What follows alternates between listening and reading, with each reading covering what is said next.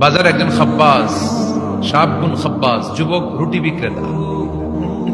সে রুটি বিক্রি করে, চুলার মধ্যে রুটি সেকে। সে যে সালাম দিল, আসসালাম আলাইকুম, যুবক বলে ওয়ালাইকুম আসসালাম। আহমদ ইবনে হাম্বল বলে, যুবক আমার যাওয়ার জায়গা নেই, সফরে বেরিয়েছি, খুব শীতে কষ্ট পাচ্ছি, রাতে যদি তোমার এই চুলা থেকে একটু আগুন পোহাই কোনো সমস্যা? যুবক বলে, না না সমস্যা না, হালান সাহালান, খোর সামনে আসেন আসেন, আপনি আগুন পোহাইলে আমার সমস্যা কি? সুবহানাল্লাহ পড়েন। আল্লাহ শুকরিয়া করে উনি বসলেন আর আগুন পোহাচ্ছেন। আর খেয়াল করলেন যুবক রুটি বানায় আর পরে আস্তাগফিরুল্লাহ, রুটির দলা বানায় পরে আস্তাগফিরুল্লাহ, খামির বানায় আর পরে আস্তাগফিরুল্লাহ, রুটি নিয়ে উনুনের ভিতরে চুলার ভিতরে সেকা দেয় আর পরে আস্তাগফিরুল্লাহ। দোকানদারের কাছে কেউ আসলেই সে রুটি দেয় আর পরে আস্তাগফিরুল্লাহ। ক্রেতার কাছ থেকে টাকা নিয়ে ক্যাশ বক্সে রাখে আর কি পড়ে? আবার রুটি বানানো শুরু করে আর কি পড়ে? খালি এটাই পড়তেছে। ইমাম আহমদ ইবনে হাম্বল তো অবাক, কি রে এটা আবার কেমন যুবক, খালি আস্তাগফিরুল্লাহ। উনি প্রশ্ন করলেন, যুবক ঘটনা কি? আসার পর থেকেই তোমারে দেখতেছি তুমি রুটি বানাও, রুটি বিক্রি করো আর পড়ো আস্তাগফিরুল্লাহ, মা লাকা ইয়া শাবাব। যুবক বলে, আস্তাগফিরুল্লাহ আমার সবচেয়ে বেশি পছন্দের আমল, আমি সব সময় আঠার মতো ইস্তেগফারের সাথে লেগে থাকি আর সব সময় পড়তে থাকি আস্তাগফিরুল্লাহ, আর এর বদৌলতে আল্লাহ আমারে মুস্তাজাবুদ দাওয়া বানিয়ে দিয়েছে। সুবহানাল্লাহ। আহমদ ইবনে হাম্বল তো অবাক, আনতা মুস্তাজাবুদ দাওয়া, তুমি মুস্তাজাবুদ দাওয়া রুটিওয়ালা? আমি এত বছর হাদিস পড়াই, আমিও তো মুস্তাজাবুদ দাওয়া না, আর তুমি রুটি বেচো বাজারে, তুমি মুস্তাজাবুদ দাওয়া, তুমি দোয়া করলে সব কবুল হয়ে যায়? যুবক বলে, না আপনারা মুস্তাজাব, আমি আমার জীবনে যত দোয়া করেছি কবুল করে নিয়েছে কে? আল্লাহ। সব দোয়া কবুল করে নিয়েছে আল্লাহ, একটা দোয়া ছাড়া। কয়টা? আহমদ ইবনে হাম্বলের কৌতূহল, কিউরিয়াসিটি আরো বেড়ে গেল, কি সব দোয়া কবুল হয়েছে একটা দোয়া ছাড়া? মা যালিকা দুআ ইয়া শাব, কি সেই দোয়া? যুবক এবার বলতে শুরু করলো, আমার জীবনে যে দোয়াটা আল্লাহ কবুল করে নাই সেটা হচ্ছে আমি আল্লাহর কাছে অনেক চেয়েছি, অনেক দোয়া করেছে যে আল্লাহ, শুনেছি এই জামানার সবচেয়ে বড় মুহাদ্দিস, তার নাম নাকি ইমাম আহমদ ইবনে হাম্বল। আল্লাহ তোমার কাছে আমার চাওয়া, আমি যেন এই ইমাম আহমদ ইবনে হাম্বলের দেখে মরতে পারি, আমি যেন ইমাম আহমদ ইবনে হাম্বলের হাতে হাত রেখে মুসাফা করতে পারি আর তার কপালে একটা চুমু এঁকে দিতে পারি।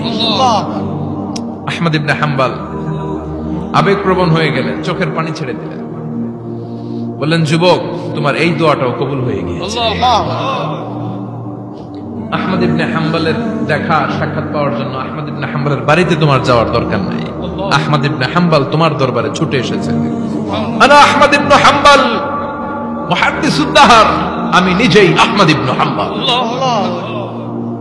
যুবক চোখের পানি ছেড়ে দেয়, আহমদ ইবনে হাম্বল চোখের পানি ছেড়ে দেয়। যুবক চিৎকার মেরে ইমাম আহমদ ইবনে হাম্বলকে জড়িয়ে ধরে, হাতে হাত রেখে মুসাফা করে, কপালের মধ্যে চুমু খায় আর আল্লাহর শুকরিয়া করে বলে, ও ইমাম, আসলে এই দোয়াটাও আল্লাহ আজকে কবুল করে নিল। বিশ্বাস হয় সবসময় ইস্তেগফার করলে আপনার দোয়াগুলোর এইভাবে কবুল করে নিবে কি? এই পাঁচটা জিনিস পাবেন সবসময় যদি ইস্তেগফারের সাথে লেগে থাকেন। রাজি আছেন তো? এজন্য বিশ্বনবী সব সময় নামাজে সালাম ফিরানোর পরে পড়তেন আস্তাগফিরুল্লাহ। কি পড়তেন? 3 বার পড়তেন আস্তাগফিরুল্লাহ, আস্তাগফিরুল্লাহ, আস্তাগফিরুল্লাহ। পড়তে রাজি আছেন?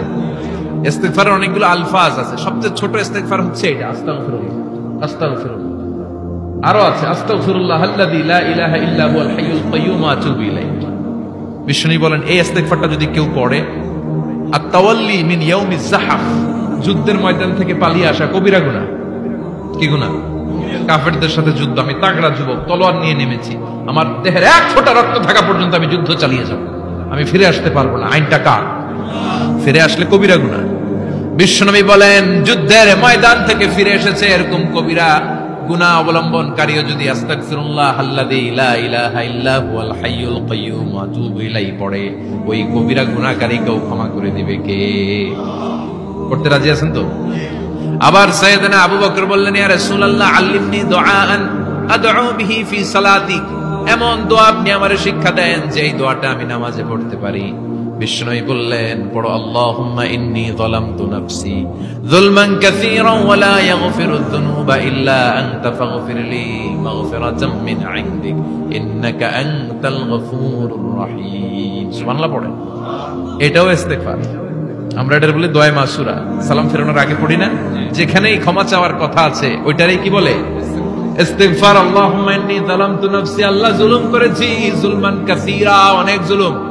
ওয়ালা ইয়াগফিরুয যুনুবা ইল্লা আনতা, তুমি ছাড়া এই গুনাহ ক্ষমা করার তো কেউ নাই। ফাগফিরলি মাগফিরাতাম মিন ইনদিক, তোমার দয়ায় আমারে ক্ষমা করে দাও। ইন্নাকা আনতাল গফুরুর রহিম, তুমি হলা ক্ষমাশীল। ঠিক কি না? এটাও ইস্তিগফার, এটাও করবেন। আরে সব ইস্তিগফারের শ্রেষ্ঠ ইস্তিগফারের নাম সাইয়্যিদুল ইস্তিগফার।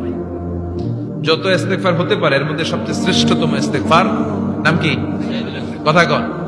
বুখারীর বর্ণনা, শাদ্দাদ ইবনে আউস রাদিয়াল্লাহু তাআলা আনহু বর্ণনা করেন, এই সাইয়্যিদুল ইস্তিগফার দিনের বেলা যে পড়বে ওই দিনে মারা গেলে সে জান্নাতি। এই সাইয়্যিদুল ইস্তিগফার রাতের বেলা যে পড়বে ওই রাতে যদি ইন্তেকাল হয় ওই লোকটা জান্নাতি। মুখস্থ আছে না? কার কার মুখস্থ হাত তুলেন? মাশাআল্লাহ, তাবারাকাল্লাহ, মাশাআল্লাহ, মাশাআল্লাহ।